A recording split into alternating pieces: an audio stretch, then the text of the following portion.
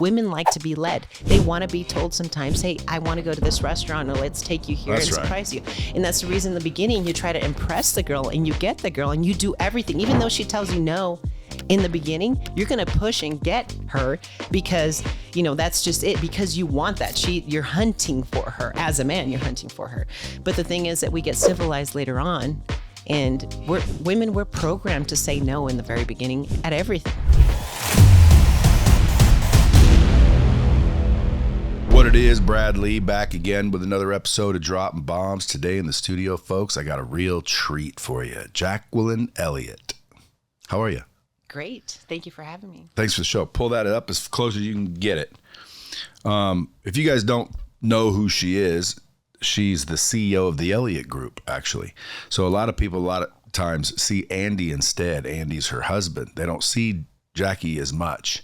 But there she is. So I got her in here. Number one, because you're the real brains behind the operation.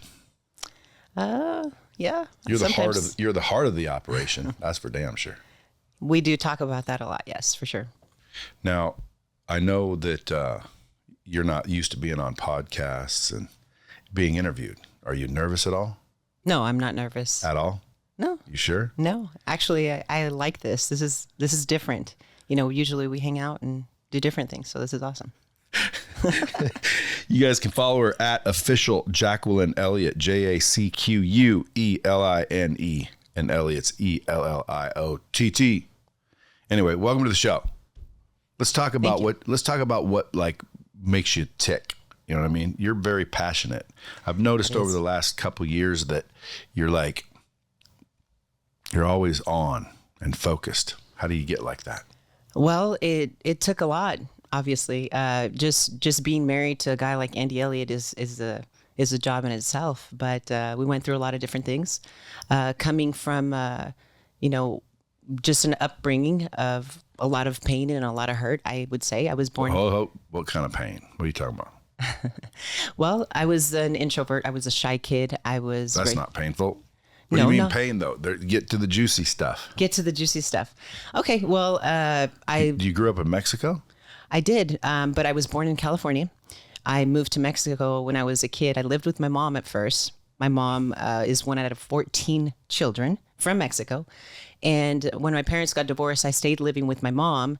And it was kind of a shit show. I was the kid that all my aunts and uncles always told me, I wish that I was your parent. I wish, Why? Why were they saying that? Because my mom was the one that was always working or dating at the time or doing something that wasn't not paying attention to you much. No, she left me at home. I had a sister when I was 8 years old, and I became her mom. Basically, I was the one that was taking care of her, staying up at night, and all of that. So your mom was always out running around. My mom was always out. But she'd come home and kiss you in the mornings. No, she wasn't very affectionate. But I did see her. She wasn't. I mean, I'm not going to say that I had it. She sounds like my dad. She was more like a dad. Yes, actually, I lived with her, and I saw a lot of different things that I probably shouldn't have seen as a kid. But like then, what? Getting to the nitty gritties. No, I did see like her dating, her like. What does that mean? Her dating? Like you'd walk in and she was getting busy in the bedroom? No, I'm not to that extent, but she would leave me at home and go out, and she would tell me, I would ask her, is it more important to go out with this guy than spending time with me? And she'd just You would ask that at that age? Yeah, I did. I was very, very adult-like at a very young age. And then I lived with her for a while, and This is in Mexico? No, this was in California. Oh, okay. I was actually born in San Jose, California, very ghetto area. It's like East LA where I was born, really bad. But then later on in life, a few years later, I ended up moving with my dad. So I saw my mom. And your dad was in Mexico? My dad was in Mexico. My dad got remarried. Younger woman, 14 years younger than him. But your dad's very successful. He is now.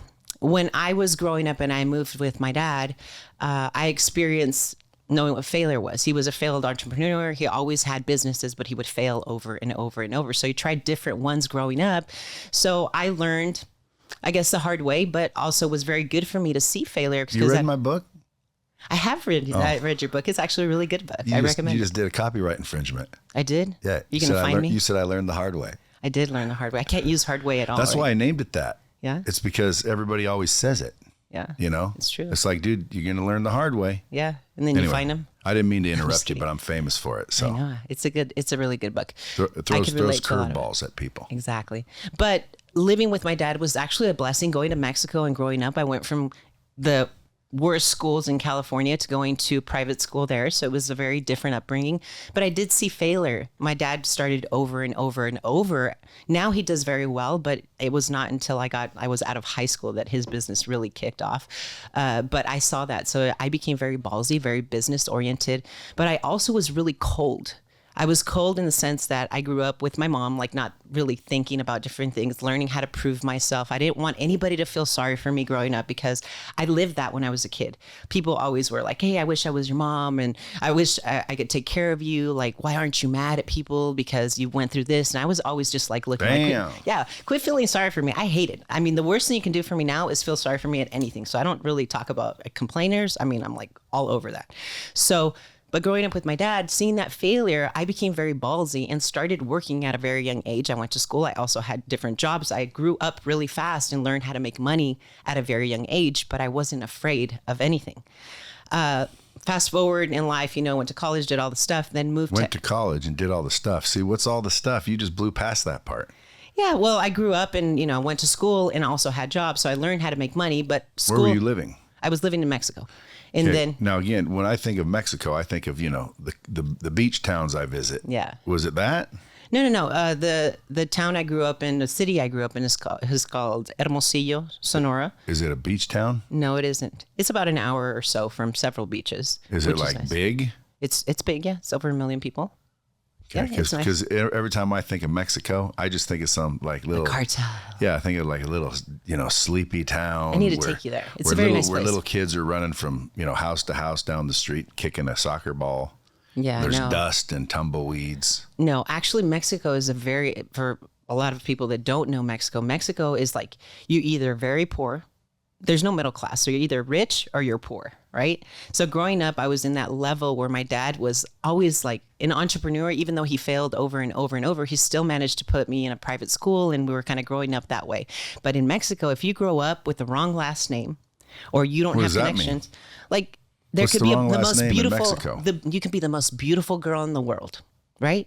And you're walking down the street and a rich guy looks at her and it's like, she'd make a good, wife for like a construction guy or something like that. I'm talking about like not the ones that we have here. We have a lot of people in construction that make a lot of money, but the ones in Mexico, they would never pay attention to laborer, the girl. Let's call them laborer. Yes. So they would never pay attention to a girl like that because she doesn't carry the last name. Hottest girl in the world. Carry the last name what? What are you talking about? Carry what last name? Well, a well-known last name. In Mexico? In Mexico. Like what? Slim? Yeah, Carlos Slim. Yeah, you know him. Yeah, he's no, great. but I've heard of him. Yeah. He makes a lot of money. What do you mean they don't have the wrong? They have the wrong last name. What is a wrong last name? Well, they're in just Mexico? they're just born into a poor family, for example. Like they don't have. That's what you mean by that. Mm-hmm. Not any particular name. No, I thought you said like, dude, if your name's like Sanchez down there, everybody knows you don't mess with the Sanchezes. Well, yeah. I mean, I guess if you have the wrong last name and you belong to the cartel family, that'd be kind of the same story. But no, I mean by wealth. But the cartel family belonging to that thing kind of puts you in the advantage situation, doesn't it? Could advantage. Don't they run shit down there? They do, yeah, but I don't know for how long. Well, like if I was a relative to the cartel, I'd be somewhat of a prince, wouldn't I? You could be, but I don't know how long that would last. So. What do you mean? Well, I don't know. I mean, everything. Doesn't the cartel run that shit? I believe so. I'm not very familiar with the cartel. They do joke around and say that I would make a good cartel leader, though. So yeah, you ever seen Queen of the South? I have. It's a great game. That's why you're so nervous, because you're worried we're going to discover you used to be Queen of the South. I could be. Yeah.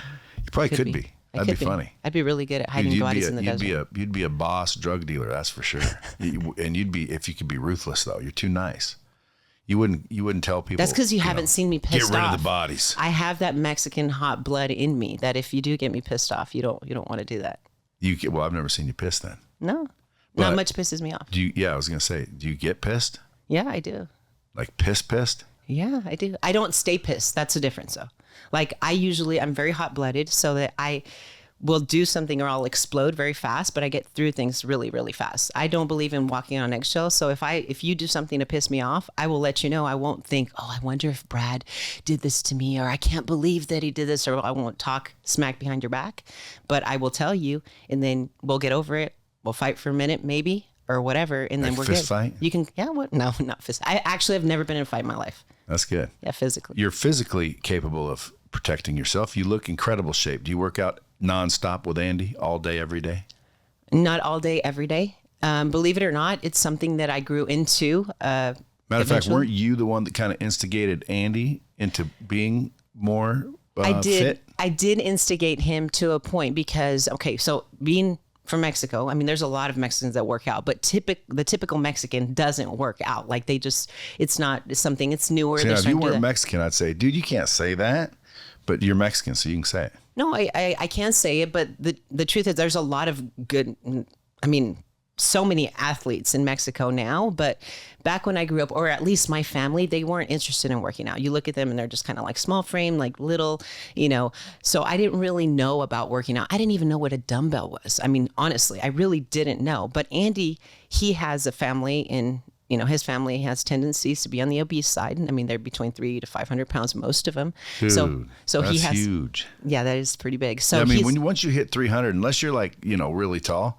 once you hit 300, you better be stacking muscle. Because if you're not really muscular and you're 300, right? Damn, dude, that's like health condition type obese. Yes. So Andy, at a very young age, working out was very important to him. Now, in the corporate world, you don't have a lot of time for that. Or maybe you have a lot of excuses not to do it. But I did realize that when Andy lost his game as far as being, super excited about work and also, as a husband. Before you met him, how do we skip to that? I want to do a timeline. Going all over the place. Well, because again, I want to imagine you in high school. Like, what were you doing, and what were you like faced with there, and then how did you eventually get to fucking, where was it? Ada, Oklahoma or some shit? No.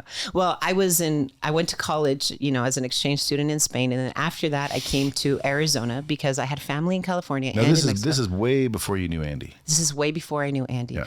And Andy and I understand each other. We're both like one of my many jobs when I got back. One thing I did learn from my mom that was a good thing is that she was a workaholic. So I became a workaholic. Like I was constantly working. And because I was kind of cold, I didn't ever want to depend on anybody to give me any handouts or I was just like so business oriented. I was so disconnected. I didn't really pay attention to guys. I was very, very, That's probably what saved you. It did save me. And I had a crazy brother that was scary. I was known as you don't have him anymore? I have. Well, he was crazy at the time with me. Okay. I do have him. Okay. Is he still crazy? He's still crazy. Yes. But he doesn't really mess with me anymore. But back then I was known as a girl that don't talk to her. Her brother's crazy.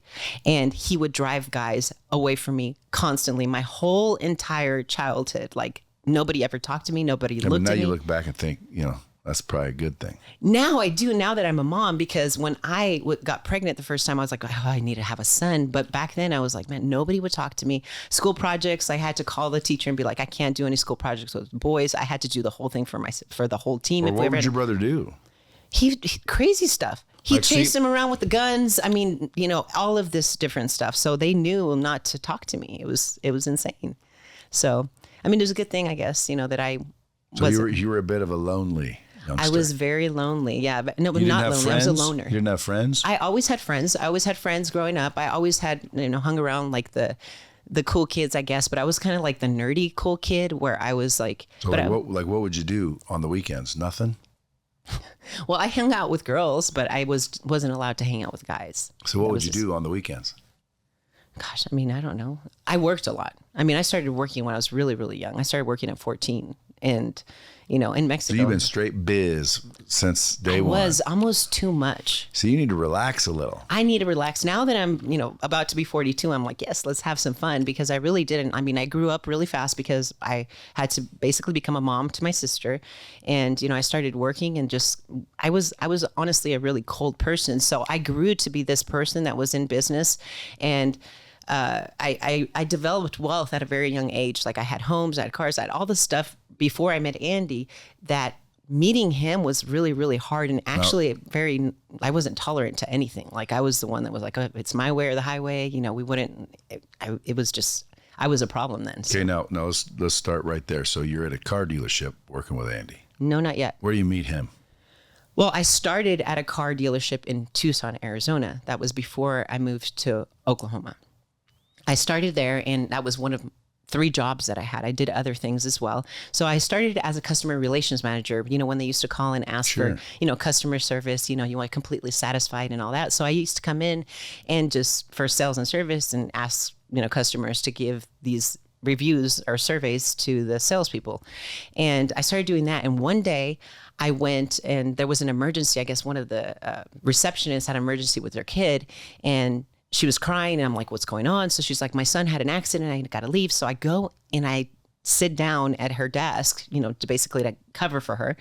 And then back then they used to have these little pink slips that were the commission vouchers. So the general manager goes and he gives them to me to put in these little cubbies that they had right there at the desk. And the salespeople, I guess, apparently used to pick them up. So as I'm separating them and putting them in those little things, I noticed these commissions and I'm looking at them and I was like, man, do these guys really do? And I remember thinking, I'm like, these guys just sit around and read the paper all day. This is back in 2003. So, you know, we don't have all the stuff we have now. So I'm like watching this and I'm like, man, like, it was hot. They're all sitting inside. Nobody was outside. It was just like, they were just like in a country club. So I remember telling him, and his name's Frank. And I was like, Frank, I'm like, do these guys really make this on one car? And then he starts laughing. And I'm like, he's like, yeah, that's on a car. And I was like, wow, okay. And I'm like, can I try this? And then he's like, what do you mean? You do great at this. I'm like, it's okay. I can do that 1 day a week. I mean, this is easy. You know, I can handle that. I'll still take care of that. Just let me come in and sell cars. He's like, all right, whatever. So I come in on Monday and, you know, I'm dressed to work. And then he's like, you're serious? And I'm like, yeah, I'm serious. I want to sell cars. And he's like, all right, well, go catching up. And I was like, what does that mean? And then he was like, well, go talk to customers. And I'm like, okay. So I had no idea what I'm doing. I just go out there and I'm just like, okay, it's hot. Everybody's inside. So I'm just standing outside. You know, my feet, I mean, it's hot in Tucson, Arizona. My shoes, I can feel them sticking to the ground because they're like about to melt. It's in the middle, it's hot. So I go outside and then I have the first person comes up and it was an older man. And he reminds me of my dad because my dad's very like straight laced. He has his shirt buttoned up, you know, never wears short sleeve. He's perfectly pressed. His hair is fixed. He shows up and he asked me about diesel trucks. And I'm like, okay, diesel trucks. I don't know what the diesel is back then. So I walk him over to that side of the car lot where all the trucks are at. And then he starts asking me these questions. And immediately I start cracking up laughing. I start laughing because I was so nervous. I didn't really know what to do. And he looks at me, he's serious with a straight face. And then all of a sudden he starts laughing and he's like, what are we laughing at? And I'm like, do I look like the type of girl that knows anything about these trucks? I said, I know nothing. This is my first day. I said, but you look like you know everything about them or else you wouldn't be asking me these questions. And I could either go get somebody in there that's sitting down, just waiting for somebody, they can talk to you, or you can show me because I know nothing about them and you seem like a nice guy. So anyway, he looks at me. And then he's like, okay, go get the keys. So I'm running. I don't even know where the keys are. I'm like running in there, get the keys. I go out. So he starts talking to me and we go from the test drive inside and then I go and get the proposal. I get the pencil. Well, back then I didn't know that people can negotiate. I didn't know anything about that. So the manager gives me that and he's like, okay, sell it for this. I go out there and I go and I'm very persistent on why this is such a good deal back then because I didn't know anything, you know. Brand new. Did you sell it or no? Of course I sold it on first pencil and I had no idea that there was room to negotiate or anything because I'd never done it before. Okay. And then how much was commission on that vehicle? It was a lot. It was a lot. It was like $1,700 or something. But and for then it was. And were you sprung since then? Well, yeah, it was easy. Commission whipped is what they'd call that. Yeah, but I didn't really know what I was doing, but I realized like I was like, man, this is actually pretty easy because I'm just talking to people and I learned that I was actually doing kind of the road to the sale but didn't really understand it. So I was in there, I'm selling cars and then do you know, by the way, that's how all salespeople start. Yeah, I realized that later in life, and we can get into that. But it was kind of mind-boggling that nobody taught me, and I was always criticized. Like later on, all those guys that were in there, they're just looking at me from the window in the AC, complaining that I was taking all the customers, talking to everybody. I was always in a good mood, and I could hear them talking about me and just complaining all the time. Well, sure. And I would just look by them and be like, "Hey, good morning," and I pretended like I didn't hear them. And so eventually, one of them was Andy. No, I didn't meet Andy back then. Come on, we gotta accelerate a little bit. No. So anyway, I started. So you sold your first car. You were sprung on the car business. I became number one salesperson, and then I jumped into finance by translating a deal to a customer, not really trying to get which if people don't know out there in the world, moving to finance is a little bit of a promotion.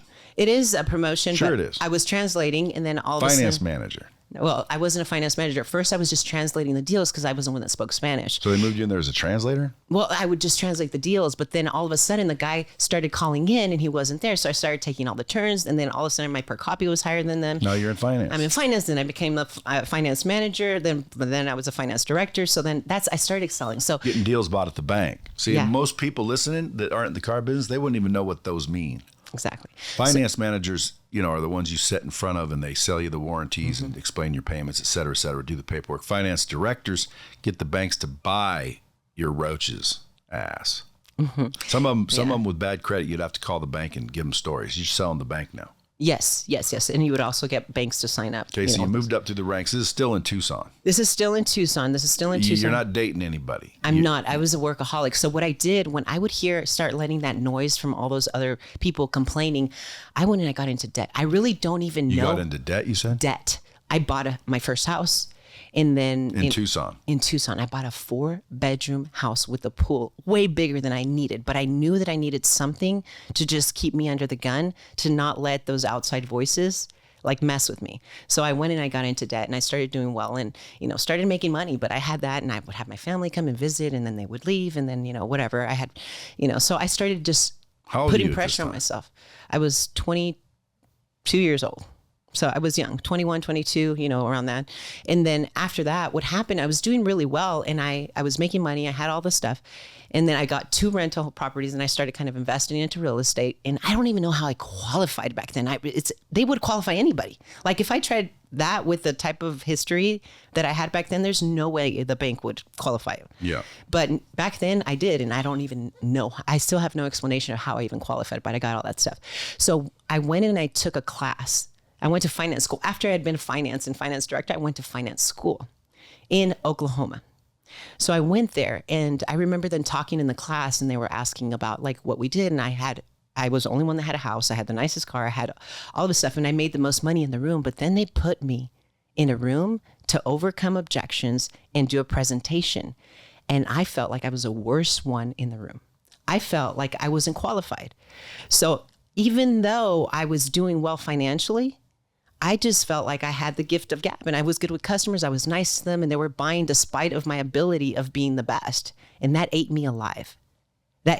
So what happened was that I went back to one of my mentors at the time, and I told him, hey, I want to move to Oklahoma. I want to be put with these guys that do so much better than me. He's like, but that's like, you're doing so much better than them financially. I'm like, it doesn't matter. Like, I want to get tested. So that's when I moved to Oklahoma. Didn't know anybody. And I ended up working at a dealership from the same group as Andy, but we didn't really work together. And that's where we met. He was a used car manager. He had been there for 10 years. Was he the same as he is right now? Or was he just walking around there a little bit different? He was very, very different. And actually, everybody told me, don't talk to that guy. He's bad news. He's a womanizer. He has a bad reputation. He walked around frosted tips. I mean, it was just completely opposite. Over tan, like completely different guy than he is now. Andy was my biggest project, but I told my mentor at the time, which was Andy's mentor as well, but we didn't really know much of each other. He trained him and he trained me, and he told me, hey, this guy's not good news for you. Like, he's bad. And I'm like, and he told me, I hear these girls fight over him, all this stuff. And I'm thinking like. So Andy was like a playboy in Oklahoma. He was, like Wedding Crashers. He's probably where in Oklahoma?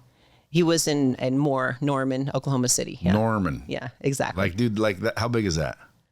shit, I don't know. It was a metro. I can just picture Andy walking around with frosted tips in Norman, Oklahoma, thinking he was king he was of the cool. town. He was the cool shit.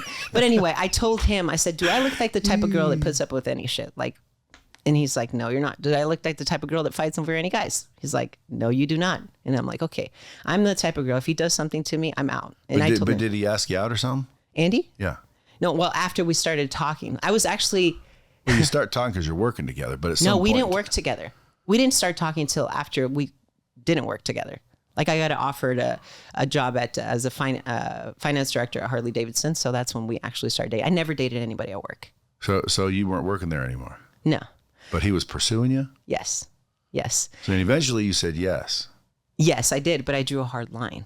And I told him, listen, like, I'm not going to be the type of girl that's going to be fighting or being like, why did you do this to me? Or I don't deserve this, or basically tell me lay down why. the rules. Yeah. And I said, listen, if you do something, you're just never going to see me again. I'm not even from here. So I'll just go somewhere else. It's no big deal. Like it's, we can be together. And if you decide to do something different, that's totally cool. I'm not going to be crying over you. You don't have to be crying over me. There's a lot of good people in the world. There's a lot of bad people in the world. I mean, we don't have to be together. And he was like, oh shit. How old were you now? I was 24. So it was one of those things where, we decided. I was also the first girl that ever rejected Andy. So I think that was more of it in the very beginning. Like he tried to kiss me and I was like, I'm not going to kiss you. Like the first time he tried, I was like, it's not going to happen. He's like, what do you mean? Like, what's wrong with you? Yeah, I don't know. I mean, sometimes that you'd think, that's good. And then sometimes if a girl does that and you know she's doing it on purpose, and it almost feels like there's games being played. Well, I think maybe it was because I knew the type of guy that he was. Or manners. Yeah. I also have that Hispanic, background. Yeah. But later on in life, like I realized as we got closer together and everything, like he really wanted to be with me and I did with him too. So we spoke a lot of the same language. Like we were both very business oriented. We can understand each other. And he had a lot of pain growing up as well. His mom left him when he was 2 years old and, she's an alcoholic, all of that. So we understood each other, but we were the type of people that we just grew. But I actually pushed Andy a lot because he had been in the same position at the dealership for 10 years. Dang. And I actually was promoted and kept growing and doing different things. And I came from that entrepreneur background where I wasn't afraid of anything. And that's why I was able to move there and do all these things. So I was very ballsy at the time. And Andy was playing it safe. And I believed in him because I saw the way he led people and I saw how good he was, and he knew a lot about like overcoming objections, and he was really good at what he did, but he was more of a showman. Like he didn't really he was cocky, he was arrogant and all of that. So it took a lot of molding, a lot of like, hey, you can't be like that to get him where he is. But I also believed in him to take the next step where he then became a general manager and did all these different things and grew, later on, fast forward, we have a business, but a lot of it started with me pushing him, because I did not think that, we weren't stretching him to his full potential at the time. Yeah, which is why I said you're the brains behind the operation.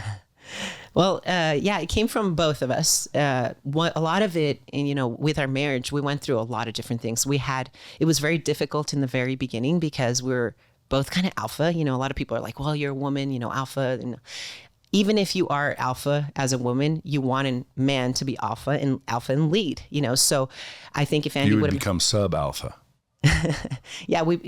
I guess so. Well, but the thing is, but you agree the man should lead, or you? Yeah, or you I totally agree the man should lead. A woman, even though they have their say and they're opinionated, I don't believe on walking in eggshells. And there's certain things that I am alpha that Andy lets me handle at home and in business that he is not capable of. Did you say lets you? Well, he does. Whether he wants to or not, he does. Or maybe it's the other way around. Who knows? No, I'm just kidding. Yeah, but I know Andy, and Andy would say, yeah, whatever Jackie says. He does do that a lot, yes. Yeah. He does do that a lot. But, we do want men to lead in a lot of different things. It's like if you go and you tell Melissa, hey, let's go to dinner. And it's her birthday. And she's like, oh, babe, but we're taking care of the kids or whatever. Like, it's okay. You don't have to take me out on my birthday. It's your job to be like, hey, babe, it's your freaking birthday. Get up here. You deserve this. Let's go. Thank God I wouldn't even have to. Well, thank God you don't have to, but most people in the world, most normal people in the world don't do that. And they just kind of take their word. Women like to be led. They want to be told sometimes, hey, I want to go to this restaurant, or let's take you here and surprise you. And that's the reason in the beginning you try to impress the girl and you get the girl and you do everything. Even though she tells you no in the beginning, you're going to push and get her because, that's just it, because you want that. You're hunting for her. As a man, you're hunting for her. But the thing is that we get civilized later on. And we're programmed to say no in the very beginning at everything. We're programmed to when you're growing up. What should they do now? Say yes? They're not programmed to do that. You have to learn to understand them. And we can get into that, but that's going to be another podcast to do that. Well, we need to do a part 2 anyway, because we're running out of time. Yeah, we are. And I wanted to get to some other stuff. Like, for example, there's a lot of, because you and Andy now are always on the stages, and a lot of women are asking you a lot of questions and, about relationships, et cetera, et cetera.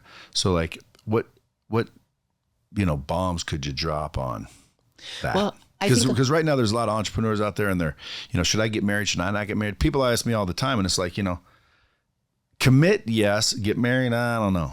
What would you say about that? Should a young individual right now get married? Well, yes, and no, obviously, because you can find the right or wrong person to do that.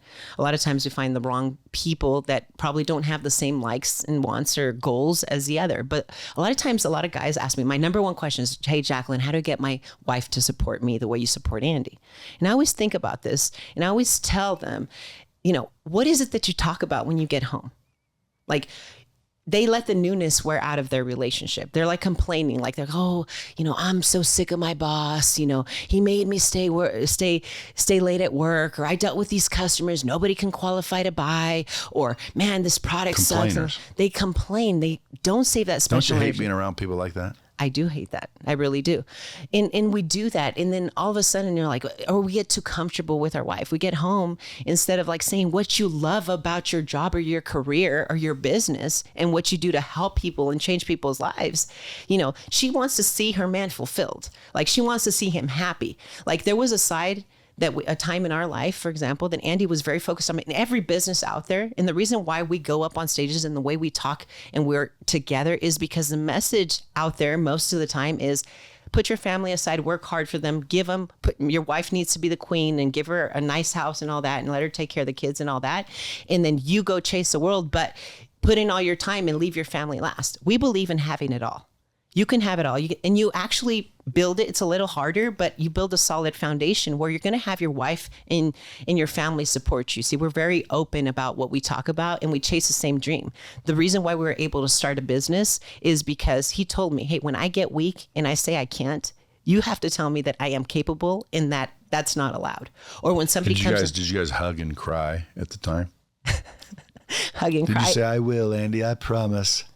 Well, we show a lot of tough love. And we're very, very passionate and affectionate in a lot of different things. So if he comes to me and shows me his weak side, I'm going to try to take that and understand it, but also I'm going to strengthen him and show him that he is capable of achieving more. And I need to see that because I want a man that I can look up to, a man that I can see that's fulfilled. Because sometimes there's men that give everything to their family and they don't include them in that growth and they keep business aside. And sometimes we think the man thinks that the woman doesn't really understand the business, but she understands more than you think, and you kind of keep her isolated in that so she can't support you when maybe sacrifices need to be made. When we started our business, are you going to eventually become a coach? I mean relationship counselor? I think I already do that. We actually had a couples mastermind, and I have a lot of people that I do coach that do that. And a lot of times, a lot of women that I talk to, they're either in business or they're not in business, and then they have a family, and they feel guilty for maybe working and they don't know how to balance the two. So I was in that boat. I was very business oriented, and then I went to the family side, and I felt like I had another level inside of me because it was in my DNA. Like I felt like I needed to grow in that way. But, I don't, a lot of people tell me, oh, should I work with my husband? And I'm like, it doesn't mean that either. Like you have to find fulfillment. What about the girls that don't want to work? Well, that's okay as long as you find fulfillment and growth in what you do. If you want to be the best mom in the world and you want to be the best housewife or the best nurse or whatever it is that you want to do, if you find fulfillment and you're growing in that, then do it. You don't want to take that away from her. And I actually encourage a lot of people not to work together because most of the time... You don't want to take that away from her. No, you don't want to take that away from her. No, but I encourage a lot of people to not work together because a lot of times they're like, oh, well, I'm going to get my wife to help me. And the guy tends to give the woman the work that he doesn't want to do. Like, hey, load my customers into my CRM or send them postcards. Guys do that? A lot of people do that. So I would just hire a secretary. Exactly. Well, they use their wives as a secretary, and that's just not that's not like bad, but it's not. I mean, I would think the wife should be like, dude, I ain't here to load up your data. But if the data needed loaded up, why wouldn't she do it? Well, a lot of smaller businesses, and when they're starting, that's what's needed to be done. Honestly, they can't afford to. What would you tell like Melissa? You know, like, hey, go help Brad by showing up at his office in a fur coat with nothing on underneath and show him you love him on a regular basis and rub his shoulders. Are you asking me to help you with that, Brad? No, I'm just joking. No, I mean, it would be weird if she did that, number one, because, you know, she does her own things. Right. And that ain't one of them. But Melissa, a lot of people think she doesn't work and she just sits around all day and, you know, doesn't do anything. No. You know, I believe the woman at home with the kids is working harder than the man at the job. True. That is very, very true. And we do have, I mean, being at home with the kids is a very, very hard thing. Huge hard. Sometimes I'll stay home with the kids like for 2 or 3 hours or she's doing some shit. And I'm like, you know, hurry up. I literally text her like, hurry up. Yeah. How do you do this all day, every day? No, it's true. But a lot of the reason why sometimes it becomes a problem is because they don't get recognized. Like you do a good job. I recognize her. No, yeah. that's good. And that's why it's a healthy relationship. But I think I'm one of those love language of money. Like I think love is when I buy her shit. Well, I would disagree with that because I know you. That's how I am though. Like buy me shit and it'll show me that you love me. See, you say that. No, I got two things that show me you love me. Buy me some shit or rub me. Well, she might do a good job rubbing you then. She does both, but I buy her the shit. No, yeah, but you do show her a massive amount of love. And I think that you say that a lot jokingly, but I do see you with your kids and I see you with her and you can see with those eyes, you know, when you first get the girl, you're like constantly like, oh, she's looking at me or I'm looking at her. And you're like, oh, you're joining eyes all the time. And as relationships go through years, like how many times do you look at each other when you're at home? Like most couples, they don't really do that. I say, get out of the way. Cannot see. What I was about to say is you don't do that. You actually join your eyes and you look at each other like you said, like she's getting in great shape and she's a great mom. She's a beautiful woman. She's getting in good shape, huh? She is. She's looking really hot. But, you know, she's a great mom and she's good to you and you're good to her too. So don't take away that credit. You try to. Don't. Yeah, no. Trust me, I'm the king.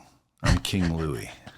That's what I say. No, so that's a very good balanced relationship. But for a lot of people that do stay home and don't feel that fulfillment is because they're not getting that recognition from their spouse. They're not getting that, hey, you know, thank you so much for doing this, you know, and they just kind of show up and then they give them their worst when they come home from a long day's work and they expect to be served. And that's the difference. You know, you have to be like you're a part of a team. Now, if you wanted to, it says you're the chief executive officer of the Elliott Group, which means technically you could fire Andy. I could fire Andy, but I choose not to. You say, Andy, you're fired. Well, that would be a mistake for the company, though. That would be a mistake for the company. We've done a good job building him up. Andy's definitely the machine.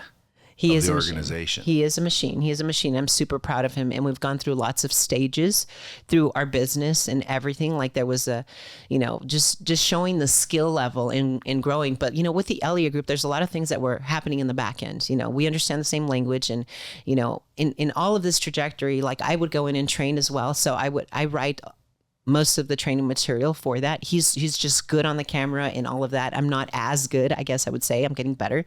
But we do a lot of the things together. Problems or anything that gets done or implemented, I'm the implementation of everything pretty much in the business. So. Well, before it was always just Andy. Now you're starting to see Andy and Jackie a lot. Yeah. And pretty soon I'm thinking they're going to start seeing you a lot more too as an individual badass in the business. Right. And I think a lot of it while we were building our business, in not having a team, it was just me and Andy. So somebody had to do the stuff that nobody wanted to do in the very beginning. And that there's a lot involved in building a business. Now that we have a team and we've grown, because we're growing very, very fast, I've delegated a lot of stuff. So it's actually freed up. It's getting more fun. It's getting more fun where we can actually do that. And I've noticed that my message to these women and these men, because I have a lot of people that I coach that are men that are wanting to be a lead, they understand the power of bringing your family with you. And, and they're making a lot of money and they're being coached by all of that. Because, we do sales training and that is our vehicle, but really we are life coaches. We teach them how to have it all and how to be fulfilled and how to have a sustainable, foundation. No, 100%. You're evolving. Yeah, we're all evolving. So. Yeah. And eventually, I can't wait to see what happens. Yeah. Now, we're going to have you back for a part 2. Yes, there's a lot of things that we didn't talk about. And I wanted to talk about a lot of the hardships that we feel as far as business and, how to start a team and how to lead a team and all that. Those are the kind of questions that I get a lot. So we can definitely get into those things. Well, that would be a deep conversation. That would be a different podcast. Yeah. How to handle fights and how to go through adversity and how to recover from that. Now, what if someone listening is like, I don't want to wait till part 2. How can I learn more about that? Where do they hitch up? Well, obviously they can follow me at official Jacqueline Elliott. I also, I have a number you can text. And I actually wrote, there's 5 pillars that I used or that we used as a business to create a powerhouse. So if you text the number, you can just put, powerhouse, text powerhouse to that number, and I can send that over and you can kind of get familiar with what I kind of talk about to form businesses. It's 480-680-7752. Say it one more time. 480-680-7752. And my team will put it in the links. Jacqueline Elliott. Jacqueline's was my sister's name. So that's why you know how to spell it so well. Yes. That's great. And most people don't understand that, even though sometimes they call them Jackies. Yeah. It's Jacqueline's. It's Jacqueline's. People say Jacqueline a lot. It's not Jacqueline's. Jacqueline, the way you say it. Well, I say it Jacqueline, almost like Jacqueline. There's no W in there. No, but there's a UE. There is a UE. And that's a wh. A what? Jacqueline. I think you say it better than I do. I just say Jacqueline. Hey, but anyway, I appreciate you coming in. And folks, if you want to go check this out at official Jacqueline Elliott, you can also see her on YouTube, the Elliott Group. What's the channel? Andy Elliott, or you're all over. I'm all over now. I'm all over. We're always together, so it's all the same. You're always together. You're all fit. You got the fitness deal going on. Mm-hmm. If anybody's fat and feels out of shape and wants to get fit, hit her up. She'll either throw you to Andy or handle it herself. Yeah, we have a fitness program too. Yeah, there's all kinds of shit going on over there, folks. Well, I appreciate you coming in, Jackie. And until next time, kids, as always, keep it real. Good, right? Is this profitable? It's extremely profitable. What makes it so? Do the insurance companies pay you in advance, and then as they pay their premium, you get a piece forever? Insurance companies are historically bad at distributing their products. They're great at designing products and figuring out, this is the solution, but typically, without sounding condescending,